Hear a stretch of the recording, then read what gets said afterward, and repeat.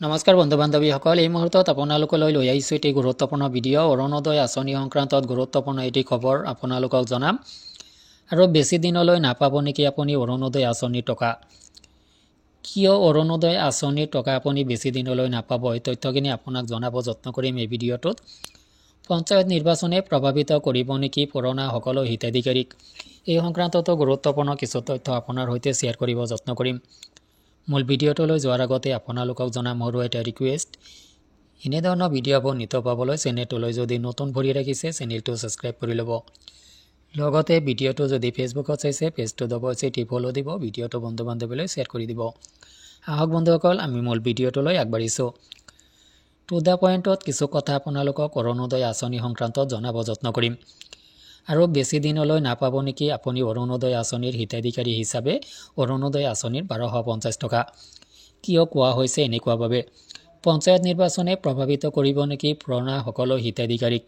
অৰ্থাৎ পঞ্চায়ত নিৰ্বাচনৰ আগমুহূৰ্তত যদি অৰুণোদয় আঁচনিৰ থাৰ্ড ফেজৰ কাম সমাপন হৈ যায়, তেতিয়াহ'লে পুৰণা বহু হিতাধিকাৰী প্ৰভাৱিত হ'ব। অৰ্থাৎ নিৰ্বাচনমুখী যদি হয় অৰুণোদয় আঁচনিটো, পঞ্চায়ত নিৰ্বাচনৰ আগমুহূৰ্তত যদি চৰকাৰে থাৰ্ড ফেজৰ কামখিনি সমাপন কৰি পেলায়, তেতিয়াহ'লে পুৰণা হিতাধিকাৰী হিচাপে আপুনি অৰুণোদয় আঁচনিত যিখিনি চৰ্তখিনি পূৰণ কৰিব নোৱাৰাৰ বাবে আপোনাক কিন্তু অৰুণোদয় আঁচনিৰ পৰা কৰ্তন কৰি দিব পাৰে, আৰু যাৰ কাৰণে আপুনি বহুত বেছি দিনলৈ আৰু নাপাব পাৰে অৰুণোদয় আঁচনিৰ ধন। কিন্তু এইখিনিতে আচলতে আপোনাৰ পৰা জানিব বিচাৰিম আপোনাৰ অভিমত কি হ'ব পাৰে যে পঞ্চায়ত নিৰ্বাচনে প্ৰভাৱিত কৰিব নেকি পুৰণা হিতাধিকাৰী হিচাপে আপোনাক?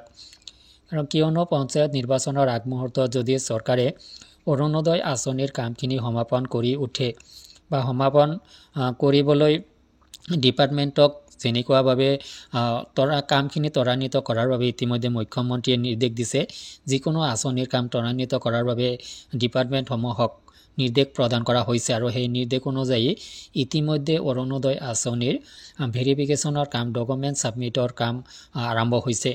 যদি নিৰ্বাচনৰ আগমুহূৰ্তলৈকে এই কামখিনি সমাপন হৈ উঠে, অৰ্থাৎ অৰুণোদয় আঁচনিৰ থাৰ্ড ফেজৰ কামখিনি সমাপন হৈ উঠে, তেতিয়াহ'লে অৱশ্যেই পঞ্চায়ত নিৰ্বাচনে আপোনাক প্ৰভাৱিত কৰিব। অৰ্থাৎ পুৰণা হিতাধিকাৰী হিচাপে যি ধন আপুনি অৰুণোদয় আঁচনিৰ নামত লাভ কৰি আছিলে, সেই ধনখিনি লাভ নকৰিব। অৰ্থাৎ বেছি দিনলৈ আৰু নাপাব পাৰে আপুনি অৰুণোদয় আঁচনিৰ ধন। মানে এইটো নহয় যে অৰুণোদয় আঁচনি বন্ধ হ'বলৈ গৈ আছে। অৰুণোদয় আঁচনি আপোনাৰ কাৰণে বন্ধ হ'বলৈ গৈ আছে, এনেকুৱা হ'ব পাৰে। কিন্তু সামগ্ৰিক দৃষ্টিত অৰুণোদয় আঁচনিটো সদ্যহতে বন্ধ নহয়। চৰকাৰে আৰু অৰুণোদয় আঁচনিটোক খুব আগবঢ়াই লৈ যাবলৈ যত্ন কৰি আছে। তো অৰুণোদয় আঁচনিটো আপুনি গম পায়, এক ধৈৰ্যবাহী আঁচনি। চৰকাৰী আঁচনিটো অতি সহজতে বন্ধ নকৰে। গতিকে এইখিনিতে এটি প্ৰশ্ন উদয় হয় যে পঞ্চায়ত নিৰ্বাচনে আপোনাক প্ৰভাৱিত কৰিব নেকি? আপুনি অৰুণোদয় আঁচনিৰ হিতাধিকাৰী হিচাপে আপুনি প্ৰভাৱিত হ'ব নেকি? এই সংক্ৰান্তত আপোনাৰ যদি কিবা অভিমত আছে ভিডিঅ' কমেণ্ট ছেকশ্যনত জানিব বিচাৰিম, কমেণ্ট কৰি জনাব। আজিলৈ এৰিছোঁ, ধন্যবাদ।